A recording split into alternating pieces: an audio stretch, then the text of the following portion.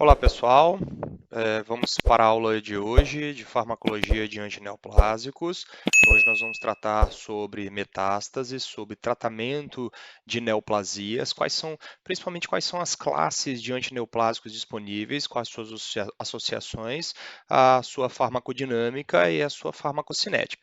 Então, conceituando, câncer é o nome dado a um conjunto de mais de 100 doenças que têm em comum o crescimento desordenado, ou seja, maligno de células, que invadem tecidos e órgãos, podendo espalhar-se, ocorrendo metástase, para outras regiões do corpo. Então, na verdade, nós vamos tratar de uma doença em que a desordem está associada ao crescimento celular, ao momento em que essa célula perde a capacidade de controlar o seu crescimento, seja ela numa proliferação exacerbada, seja pelo controle da apoptose, ou seja, da forma como que essa célula se autodestrói. Então, nós vamos observar alguns conceitos, mas basicamente todo o foco de tratamento dos antineoplásicos está voltado para exclusivamente o ciclo de crescimento celular, mitose. Então a gente precisa entender as mitoses para entender como que o tumor se forma, para exatamente identificar em quais locais os antineoplásicos irão agir. Lembrando que o ciclo celular é dividido em fases. Uma fase estacionária, em que a célula se encontra, o momento em que ela é ativada através dos fatores de crescimento, por exemplo, ela entra numa fase G1, que é uma fase metabólica, em que ela está aumentando o seu conteúdo de organelas citoplasmáticas. Ela está numa fase de preparação para que ocorra a duplicação do seu material genético. Então, a fase G1 ela é exatamente a fase em que a célula está com o seu metabolismo mais intenso, produzindo mais proteínas, mais estruturas, mais organelas citoplasmáticas. Quando ela passa da fase 1 para a fase S, esse é o momento em que o DNA vai ser duplicado, onde vai ocorrer a replicação do DNA. Nessa fase, a célula passa a demandar muito dos nucleotídeos que formam o DNA e das enzimas que atuam na formação desses nucleotídeos. Então, a célula, na fase S, demanda muito da existência de adenina, timina, citosina e guanina, que são os nucleotídeos bases para formar o DNA, para duplicar esse novo DNA. Nessa fase, nós temos diversos ativos que nós podemos usar, como a hidroxiureia é um deles, né, que eles atuam exatamente impedindo a célula de usar ou ora esses nucleotídeos ou de efetuar a duplicação do DNA em si. Para a fase S, a fase G2 é a fase em que a célula se prepara para poder se dividir, ocorrendo a mitose especificamente. Nessa fase da mitose é onde ocorre a formação do fuso mitótico, que também é uma fase de atuação de diversos fármacos, dificultando a formação do fuso. Isso faz com que os centríolos tenham dificuldade de polimerizar as proteínas e essa célula tem dificuldade de se dividir. Veja bem, o alvo dos antineoplásicos é exatamente esse ciclo da célula. Repare que nós vamos falar sobre diversas classes diferentes de fármacos, porém, o tratamento mais adequado é exatamente associar vários ativos diferentes em todas as fases do ciclo celular, a fim de exclusivamente ou eliminar essa célula ou evitar que ela consiga concluir o seu ciclo mitótico, certo? Então a gente vai observar que a maioria dos fármacos fazem isso. Qual é o problema dos antineoplásicos? Eles não são específicos, eles não têm uma especificidade para a célula neoplásica. É óbvio que eles vão atingir mais uma célula metabolicamente ativa, no caso a célula neoplásica, mas também eles podem atacar outras células do organismo, que também naturalmente são células com alto índice de mitose, são células metabolicamente ativas, por exemplo, hepatócitos, os enterócitos do intestino, as células dos folículos capilares, a célula do folículo, ela apresenta uma alta taxa de mitose. Se eu utilizar um fármaco que atrapalhe a mitose, é óbvio também que ela vai atrapalhar a formação do pelo, por isso que em alguns tratamentos de tumores e de cânceres é comum o cabelo cair, porque essas células são afetadas também pelos antimitóticos. Enfim, várias células do tecido podem também sofrer essa agressão pela falta de especificidade desses ativos, ok? Então, naturalmente, esses ativos, esses fármacos antineoplásicos, são tóxicos para a célula neoplásica e para a célula normal do indivíduo. Tá? Lembrando então que o ciclo celular na mitose ela se divide em várias fases. A fase que nós vamos trabalhar principalmente é a metáfase, em que alguns fármacos, principalmente os derivados de produtos naturais, eles atrapalham a formação desse fuso mitótico. Isso impede a célula de formar, de equalizar o DNA para poder fazer a citocinese, impedindo essa célula de se dividir. O que causa o câncer? Existem diversos fatores que causam o câncer. Podem ser fatores internos ou fatores externos, ou a interrelação entre os dois. Os fatores internos são mutações naturais ou hereditariedade, já proveniente de oncogenes ativados provenientes da herança dos pais.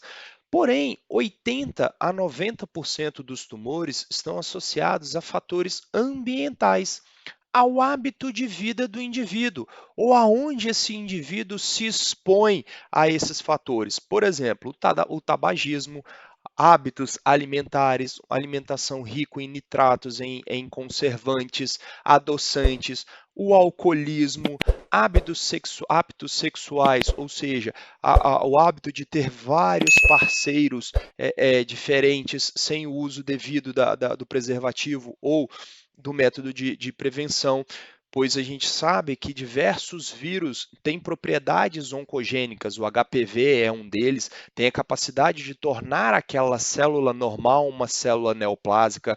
Alguns medicamentos conhecidos como carcinogênicos, ou seja, aqueles ativos que favorecem a carcinogênese, favorecem a formação de células neoplásicas, ou seja, podem ou não provocar uma mutação no grupo de genes que controlam o crescimento da célula. Fatores ocupacionais, por exemplo, em minas naturalmente radioativas, aquela pessoa que se expõe naturalmente mais à radiação solar. Então, esses fatores associados ao meio ambiente, à ocupação e ao hábito de vida do paciente ou do indivíduo podem ser sim carcinogênicos. Certo? Como que essas células se comportam no indivíduo?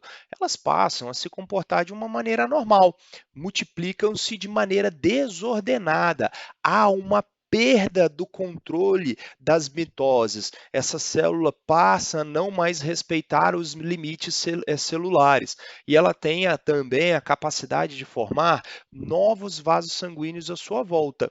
Isso nós chamamos de neoangiogênese, formação de novos vasos sanguíneos. Ora, se essa célula mitótica, se essa célula neoplásica, ela se divide muito mais rapidamente do que uma célula normal, ela obviamente vai demandar mais energia, mais nutrientes para a formação do seu DNA, para a formação das suas organelas, para poder dar conta dessas mitoses sucessivas.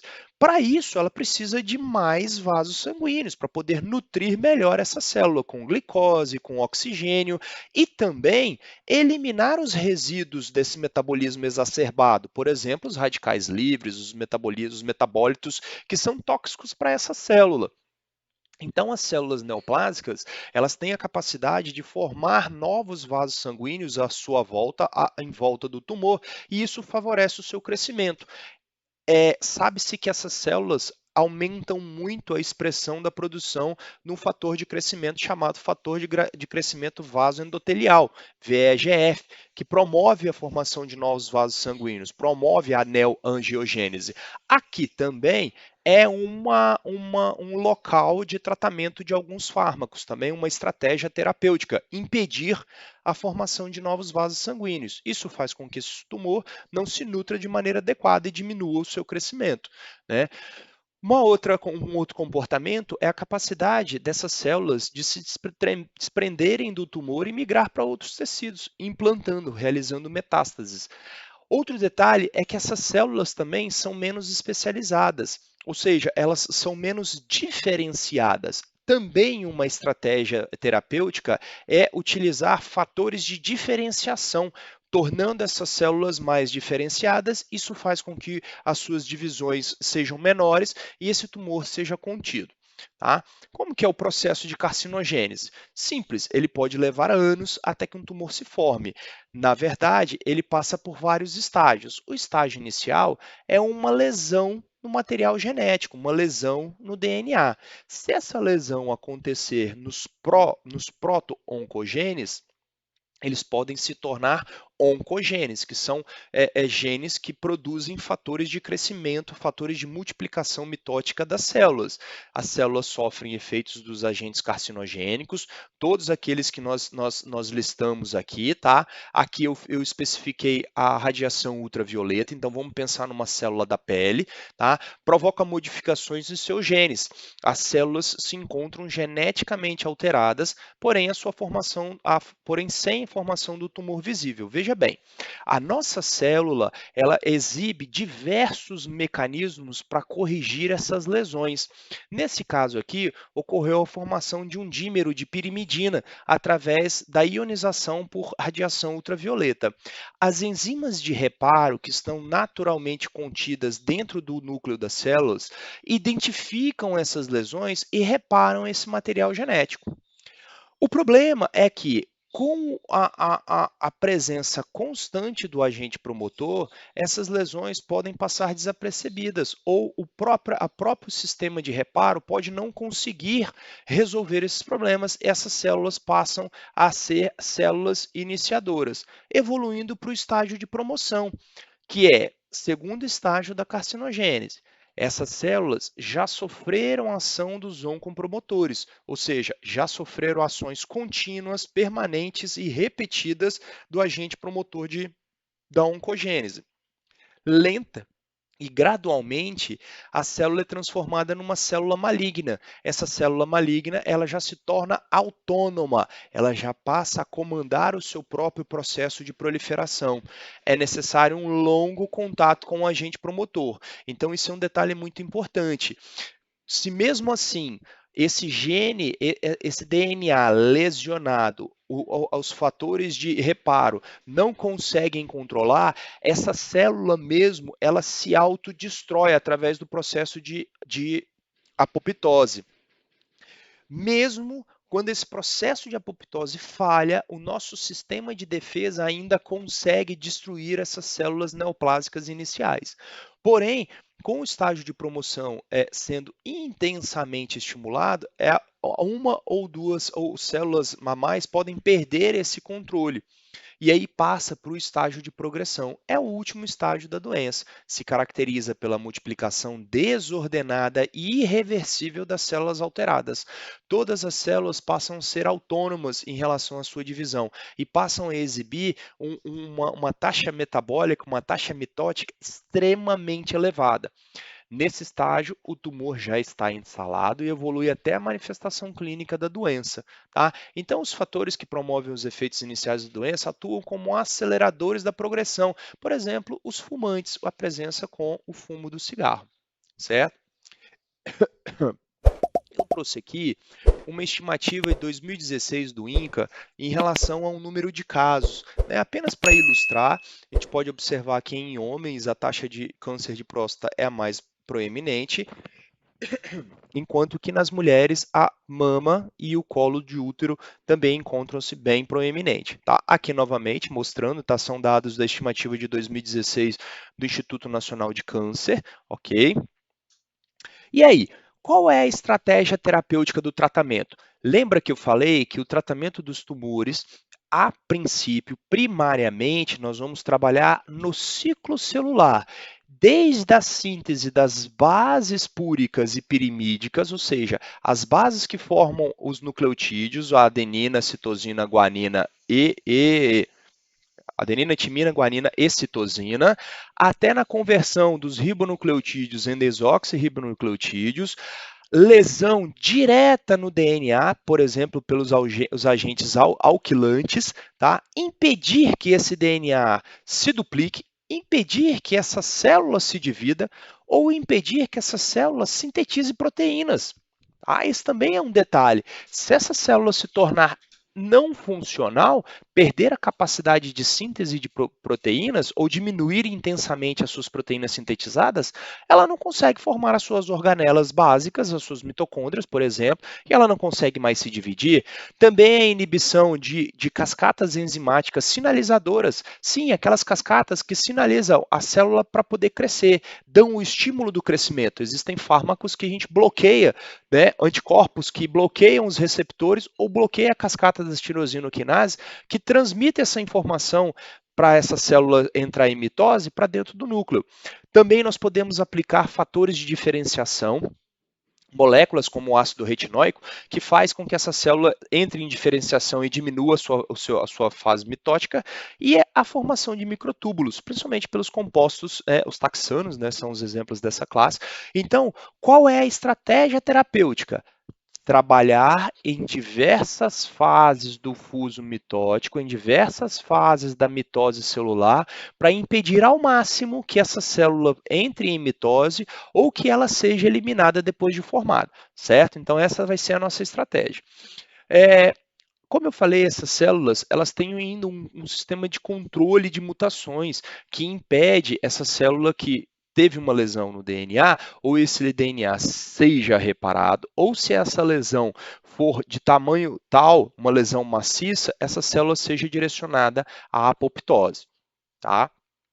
Qual que é o desafio da terapêutica? Realizar a interação da farmacoterapia entre cirurgia de remoção do tumor, a radioterapia para eliminação das células residuais e a quimioterapia, que é o que nós vamos ver agora, de quais são os ativos que nós usamos para tentar minimizar as células que sobraram, né? Isso também vale muito das características individuais de cada paciente. Cada indivíduo tem um DNA diferente do outro. Como o tumor é uma lesão, a neoplasia, ela é uma mutação no DNA que é específico e próprio de cada indivíduo, a manifestação dessa doença é peculiar e particular de cada indivíduo. Então, pode ser que alguns indivíduos não respondam ao tratamento quimioterápico, simplesmente porque eles produzem um sistema enzimático diferente, um balanço enzimático diferente. Isso tem que ser avaliado. Também tentar ao máximo ajustar o esquema terapêutico desses fármacos. Para quê? Para que dê a esse indivíduo um mínimo de efeito colateral, um mínimo de toxicidade. Lembra que esses fármacos eles não são específicos para células neoplásicas. Eles exibem atividade também em células normais. Isso acaba afetando a qualidade de vida desse indivíduo. Tá? Então vamos lá, vamos começar a falar sobre os agentes citotóxicos. Nós vamos falar sobre as classes, de uma forma geral, e depois dar exemplos de alguns desses representantes dessas classes, tudo bem? Então vamos lá, a primeira classe são os agentes alquilantes. Esses ativos, na maioria das vezes, foram derivados do gás mostarda no passado. Eles causam morte celular, pois eles lesionam diretamente o DNA. Onde vai ser o alvo de ação desses agentes? Na fase S, na hora que a célula desenovela o material genético para que as bases sejam expostas e a DNA polimerase possa agir para duplicar esse material genético. Na hora que o DNA é aberto, ele expõe as suas bases que são altamente nucleófilas. Esses agentes alquilantes têm exatamente uma afinidade tremenda pelas bases nucleotídicas, ó, como nós podemos ver aqui. E eles reagem diretamente com essas bases, alterando a estrutura do DNA. Esse DNA passa a se tornar infuncional e essa célula acaba por se tornar uma célula sem base, sem controle do DNA. Normalmente, essas células entram em apoptose quase que imediatamente. Então, os agentes alquilantes são substâncias altamente reativas que reagem com os nucleotídeos na hora que o DNA está exposto. Veja bem, eles não atuam na hora que o DNA está enovelado na forma de cromossomo, tá? Lembrem-se que a ação dos agentes alquilantes é exatamente na fase S. Então, esses agentes vão atacar todas as células que estiverem em mitose, desde células neoplásicas até células normais, ok?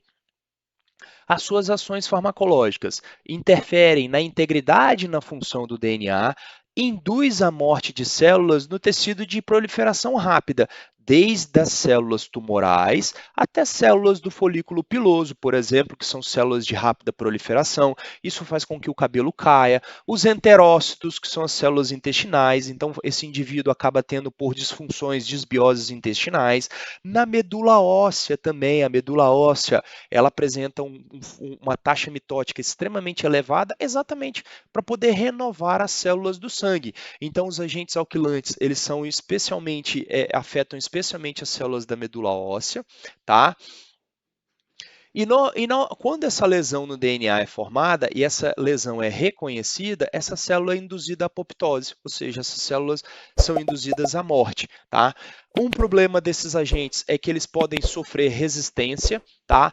Eles mesmos podem estimular as células de desintoxicação do organismo, por exemplo, os hepatócitos, podem promover, estimular a transcrição de enzimas presentes nos hepatócitos que aumentam a sua degradação. Por exemplo, as enzimas oxidativas da fase 1 do metabolismo de xenobióticos, por exemplo, o que acontece no fígado, a citocromo P450, a própria presença desses fármacos tóxicos circulantes no corpo podem estimular um aumento dessas enzimas e uma dose tem que ser adaptada porque esse indivíduo passa a metabolizar mais esses ativos, ok? Então ocorre um aumento da degradação metabólica normalmente de alguns agentes alquilantes, certo? Esses agentes alquilantes são extremamente tóxicos, principalmente causando uma mielotoxicidade.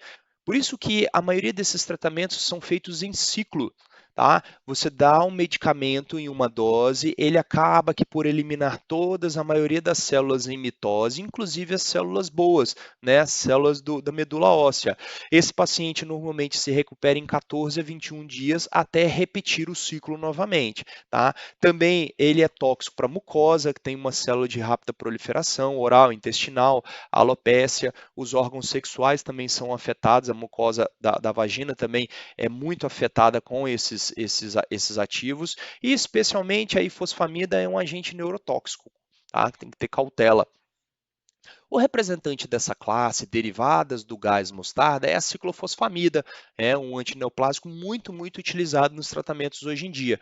Pode ser por via oral ou intravenosa, né? Verificar a saúde hepática desse paciente. Por quê? Porque a ciclofosfamida é considerada um profármaco. Ela em si, ela é inativa, mas quando ela passa pelo fígado e sofre a ação das enzimas oxidativas de fase 1 dos hepatócitos, as enzimas do grupo do citocromo P450, ela transforma em metabólitos ativos. Esses metabólitos é que vão se ligar ao DNA, lesionando essas células, ok? Pode ser usada em monoterapia ou associada a outros quimioterápicos. O tratamento de linfoma de não-Hodgkin, mama, ovários, tumores sólidos em crianças, também tem uma potente ação imunossupressora. É óbvio, ela elimina a maioria das células do sistema de defesa. Isso também pode favorecer tratamentos off-label, como artrite reumatoide e síndrome nefrótica, tá? Precauções, é um fármaco teratogênico, então tem que ser avaliado o uso em mulheres grávidas, o custo-benefício, tá? E induz a leucemia. Lembrando que a ifosfamida é um análogo da ciclofosfamida, apresenta toxicidade grave ao sistema nervoso renal e sistema nervoso central. Porém, uma hidratação adequada endovenosa minimiza esse quadro. Aqui eu trouxe outros representantes dessa classe, tá? O principal é a ciclofosfamida. Uma outra classe da etilenoiminas e da metilmelaminas também fornece tratamento paliativo para o câncer de ovário persistente e recorrente. Tem ação sinérgica com a cisplatina, que é uma outra classe de fármacos derivados da platina, que nós vamos ver depois. Tem seu uso oral, produz mielossupressão e neurotoxicidade reversível. Suspendeu o medicamento, esse paciente volta ao normal. Né? O representante dessa classe mais comum é a tioptepa. Tá? Outra classe dos alquilsulfonatos, o principal representante é o bisulfano, né, ou busulfano. É o agente padrão para pacientes na fase crônica da leucemia mielocítica. Ele causa pancitopenia grave e prolongada, ou seja, pancitopenia é a queda de todas as células do sangue de uma vez, tá? Geralmente é utilizado em altas doses por um período bem curto. Tá?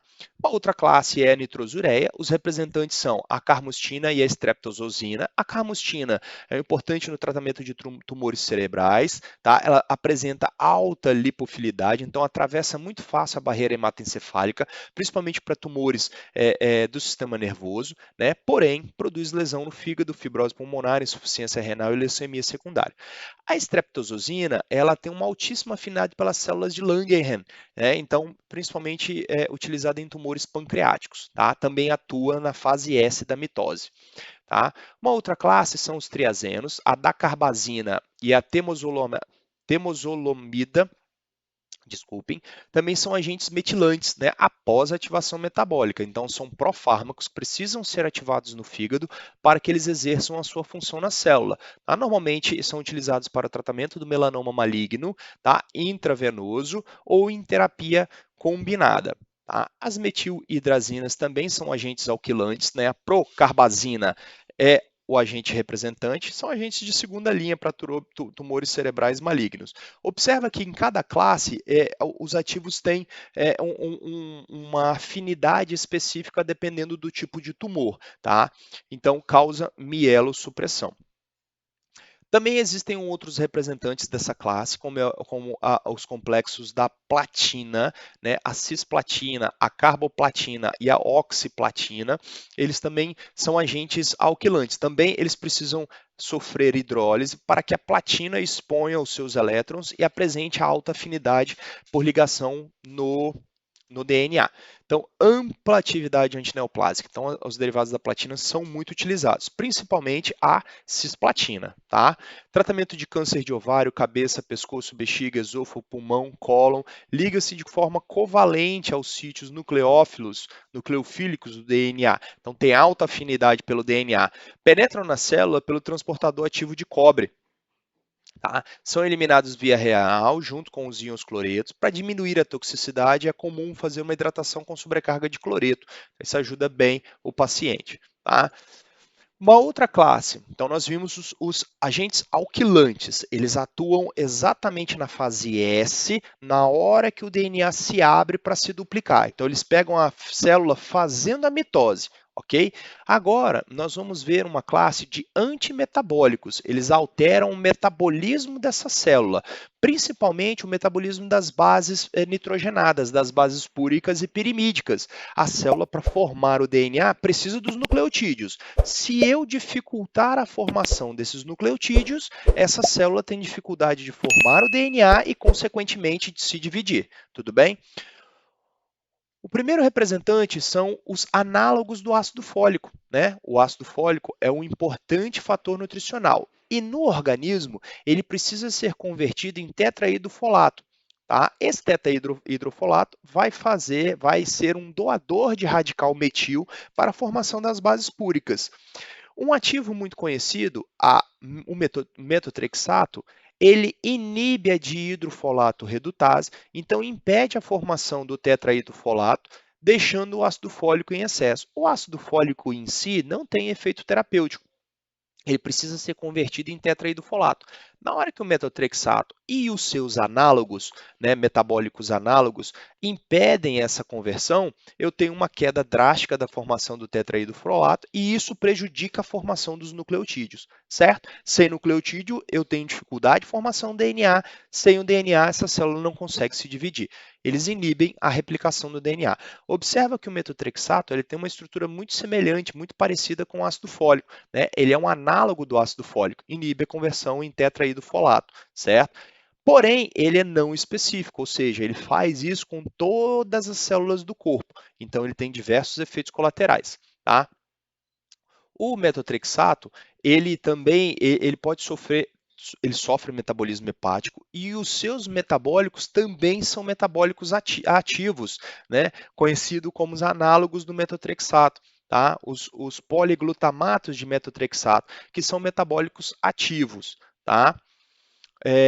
Uma outra classe são os análogos da pirimidina, né? Acetosina, guanina, timina e adenina são as principais bases nitrogenadas. E aqui nós temos ó, os exemplos dessas classes, ó, a mercaptopurina, a capecitabina, né? A azatircidina, o 5-fluoracil, que são os representantes. Eles têm uma estrutura semelhante, porém impedem a formação das bases nitrogenadas, formam bases nitrogenadas modificadas. Então, eles são considerados antimetabólicos porque ele inibe a formação de RNA e DNA, impedem tanto a síntese proteica quanto a duplicação do DNA. Né? Inibe a síntese de precursores essenciais ao DNA. Os efeitos inibitórios contribuem para o efeito citotóxico, deixando essa célula impedida de crescimento. Né? Também alteram a síntese de novo das bases nitrogenadas. Na hora que esse RNA mensageiro, por exemplo, é formado para estimular, para determinar uma síntese proteica, esse material ele é reaproveitado. Esse RNA é clivado e essas bases nitrogenadas elas também são reaproveitadas.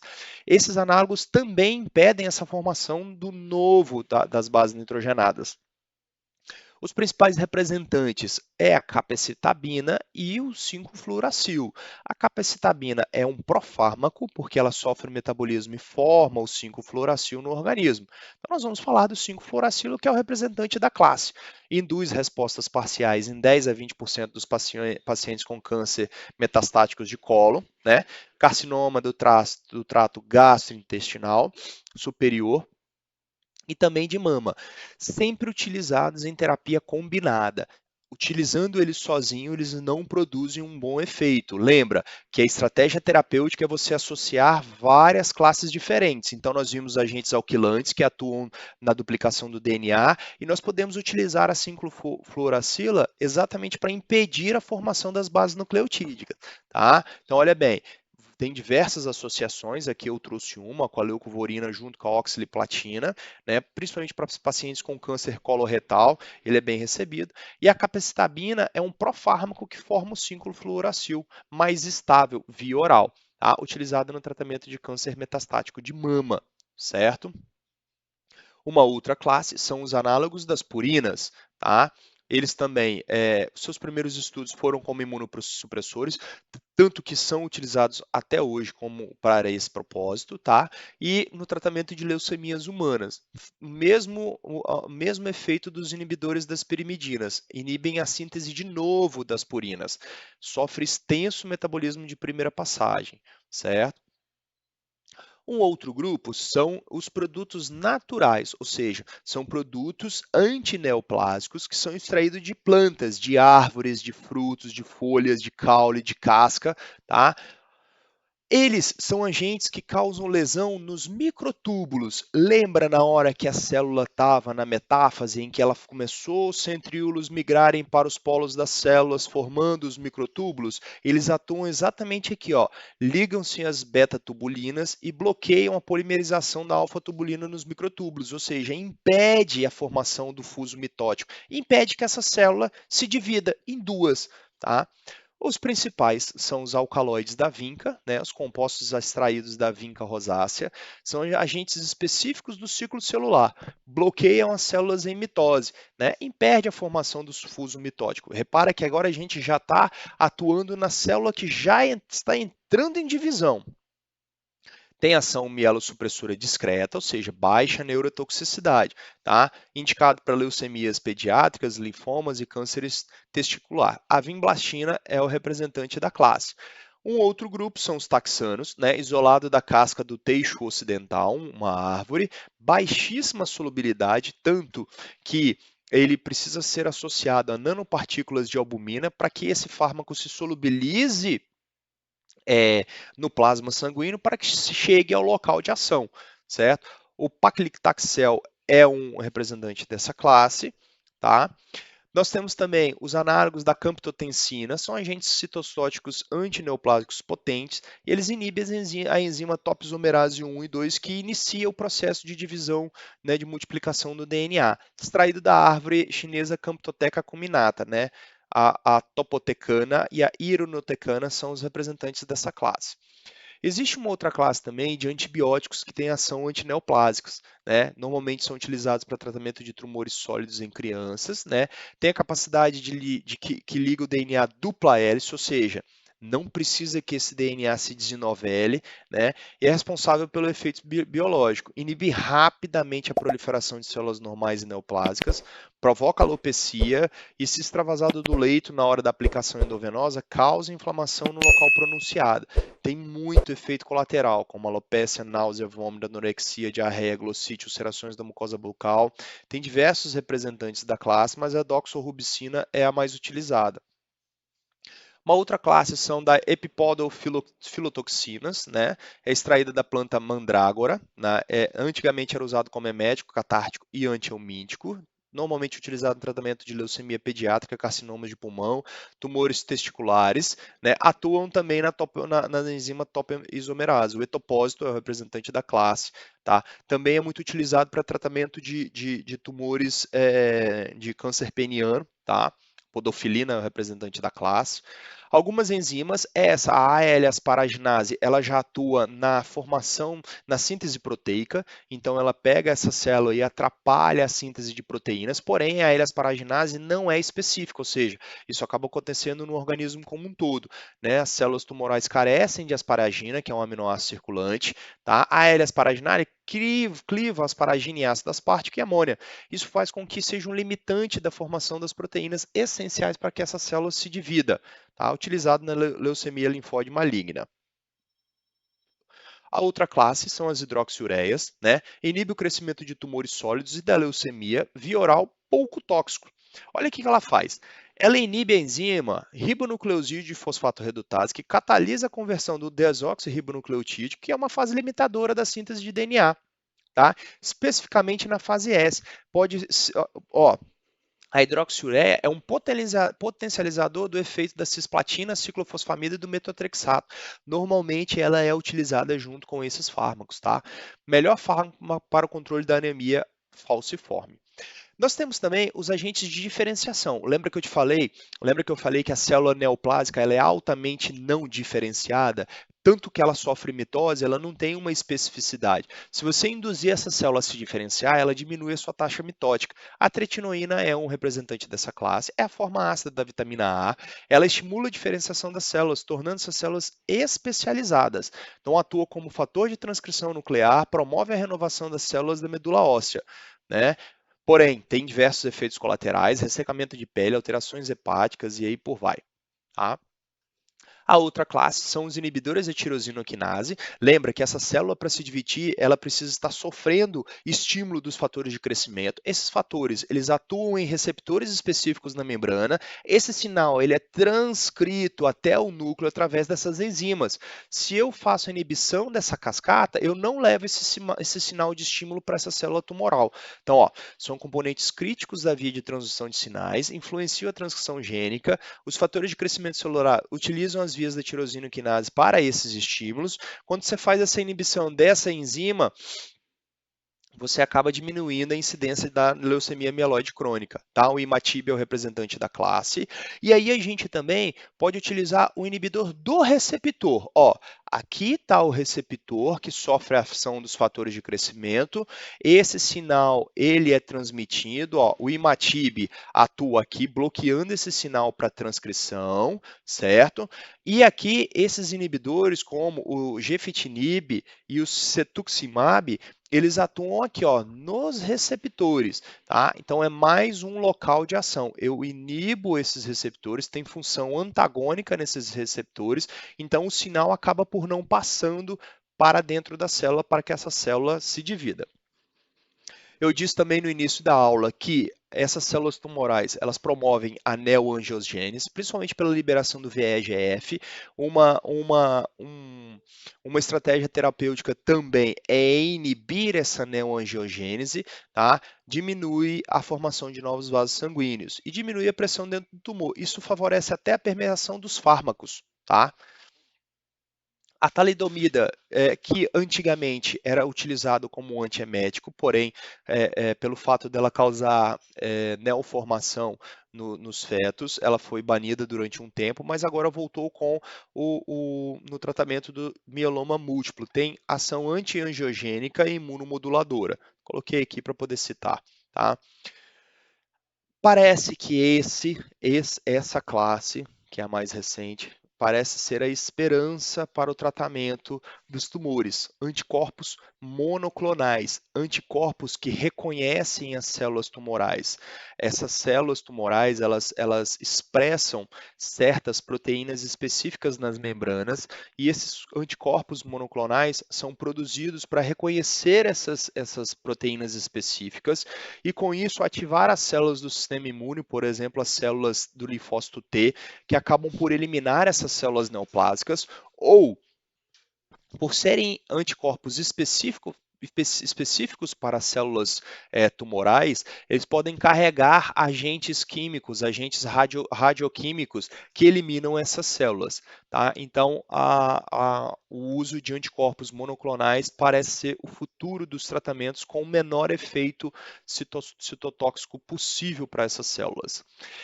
Agora eu vou falar de alguns adjuvantes que vão ajudar no tratamento, nesse grupo de tratamento dos antineoplásicos.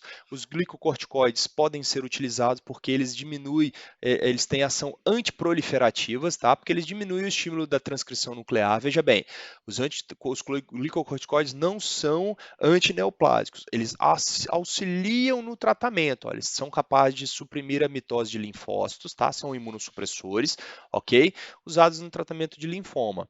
Um outro grupo são as progestinas, principalmente para melhorar o estado dessa mulher que faz tratamento, né? Melhora o apetite, melhora a sensação de bem-estar desse indivíduo.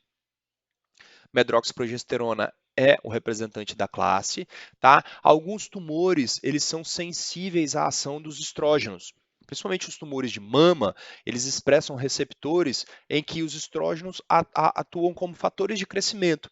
Então, a ideia de eu utilizar um antiestrogênico favorece ao tratamento do tumor. Por exemplo, o tamoxifeno, ele tem um efeito antiestrogênico, ele inibe o receptor que o estrógeno se liga nas células, tá? Normalmente preventivo para pacientes com alto risco ou pacientes pós-cirurgia, pós-tratamento quimioterápico e radioterápico, utilizam o tamoxifeno por um período prolongado para evitar recidivas ou evitar que essas células que já são naturalmente sensíveis ao estrógeno sofram essa excitabilidade, tá? Existe uma outra classe de fármacos chamados inibidores da aromatase também, que atuam exatamente nesse mesmo propósito. Ó, você pode observar que aqui no ciclo de síntese através do colesterol, nós temos essa via final aqui, ó, da testosterona e da androstenodiona, que pode ser convertida através da ação da aromatase ao estradiol, ou a própria testosterona também pode ser convertida pela aromatase. Inibindo essas duas fases, eu tenho uma queda da concentração do estradiol. Isso tudo como um adjuvante terapêutico para evitar recidiva de câncer, tá? Câncer de mama em que são sensíveis ao estradiol, tá? Então, os inibidores da aromatase têm ação nesses receptores, impedindo a formação. Eu posso associar com o tamoxifeno, que impede a ação do estradiol? Também, você tem um potencializador de ação, né? Então, o substrato é a androstenodiona e os principais representantes são esses, derivados do esteroide, como o exemestano, ou não esteroidais, como o letrozol e o anastrozol, certo? Os antiandrogênicos também, como a ciproterona, no caso dos homens, né, que são sensíveis à testosterona e apresentam tumores ou neoplasia prostática, tá? A ciproterona é também um inibidor específico desses tumores, certo?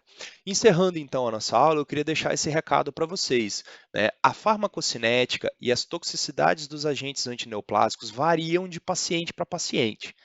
É imperativo reconhecer precocemente os efeitos tóxicos, alterar as doses ou interromper o medicamento agressor, para assim aliviar os sintomas e reduzir os riscos, bem como proporcionar tratamento de suporte vigoroso a esse paciente.